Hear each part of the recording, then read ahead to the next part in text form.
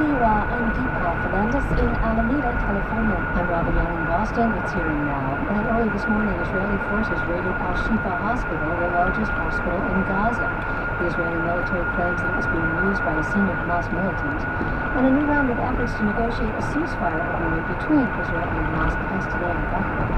But over the weekend, Looks like a face on that building, doesn't it? Of his leadership. Let's bring in NPR's Jennifer Ludman. She's in Tel Aviv. Hi, Jennifer. Hi there. And we know the Israeli military raided the same hospital in November, saying Hamas was using tunnels on movement. They say now that they have intelligence. Don't they have a right to defend their own country? They should get tunnels into the whole area. So tell us. They have a right to defend their own country. That's right. People have heard about against invaders. Israel's military says Hamas militants basically regrouped in this area. In recent weeks, all the attention has been on the south of Gaza. This is not in the north.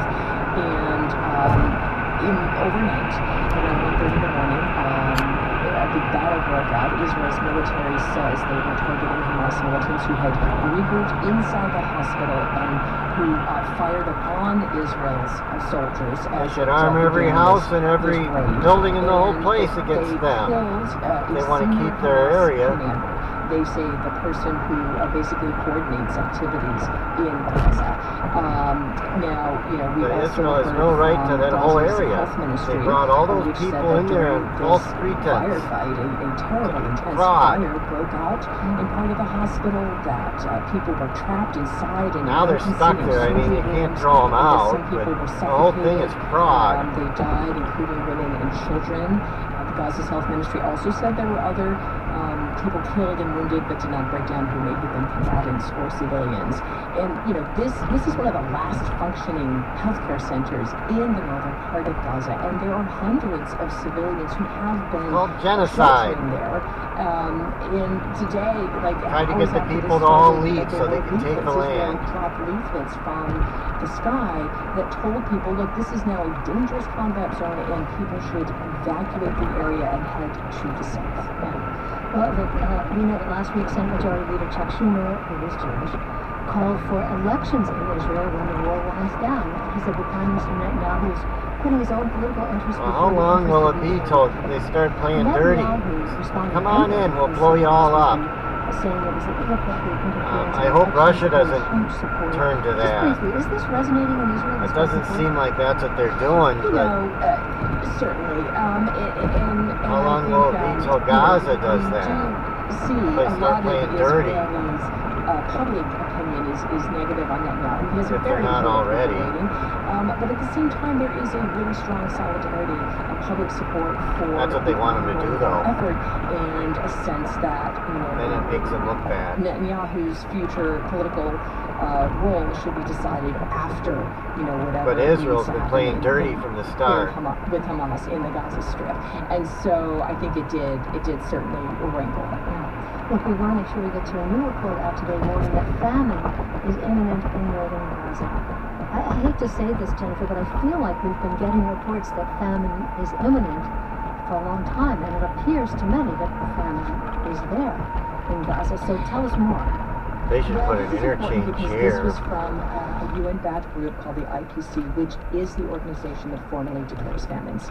And it is still waiting on all the data, but it said in its report that basically two of its three main criteria appear to have already been met, that there are catastrophic food shortages in parts of the Gaza Strip exceeding it's, famine levels. 1,753.9.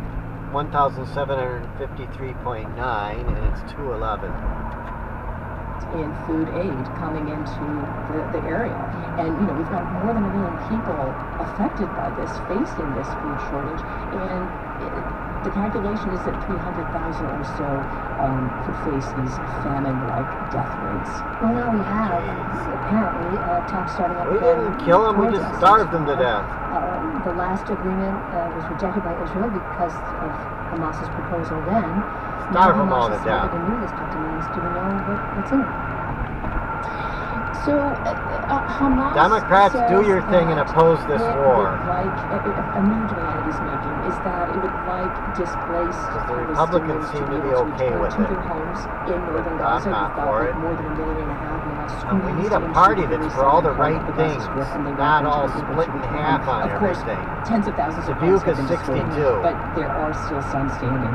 There's also a dispute over the number of long-term prisoners Need a that third Israel party. released, Palestinian prisoners that it has held Party in that's against exchange these for wars, probably about 40 Israeli bringing us hostages back on who a are decent in, money standard, maybe the Gaza gold Strip. standard. That is not complete. We are thinking Getting there's rid of the about elites. 100 of the hostages are believed to still be alive. Forget about the So Israel this and will all be these the other truth. countries. Now, Israel's government has said Tell them to go make it could peace. take maybe 2 weeks at least.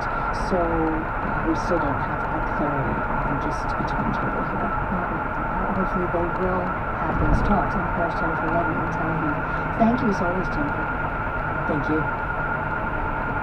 More than 70 companies and organizations in the U.S. are closing their doors today. The one-day direct action in the middle of Women's History Month is to demand Congress pass paid family and medical leave, because the U.S. remains one of the few countries in the world where paid leave It's going to make it harder for family-owned businesses. Some states They're going to destroy all our family-owned businesses, making all these rules. That's what they're doing. And it's almost like that's what their intention is. You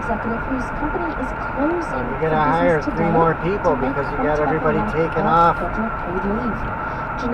This is Chief Commercial Officer in North America for the parenting this and products that. company Bugaboo.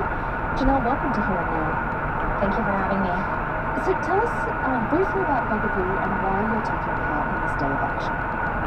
So yes, at Bugaboo, our brand mission is to empower parents and future parents to And with the discover Democrats, the world. it's not And about really helping when we think anyone about out, the it's first few about months of a baby's life, manipulating it's really critical society to its their development, will and we believe in really and making it hard on enabling us. and living those values so that all parents End can up like prioritize Europe, where they that pay half their money in important time. taxes. So not only for the consumers that we serve, but then also internally as a brand and as an organization. They're not for really any new improving parent. anything that much. And They're so just why are you taking part? Why are you actually institutionalizing everything, making it hard for you to do anything. They give you a little bit of we an don't easier have place any, here, but it makes it Bugaboo hard for brand everybody stores else or brick and mortar stores. everywhere else. How we've participated in this campaign is that we're closing our corporate doors. So our entire team of nearly 30 across the U.S. and Canada are not coming into work today. And I mean, these we're giving laws them are the really PJ good office for as big a signal companies, symbol that, but this they is wipe necessary, out small a necessary campaign businesses. to support. Our online sales are open. We need to don't go have back customer to service team. We need to go back to a society where they have family-owned businesses again.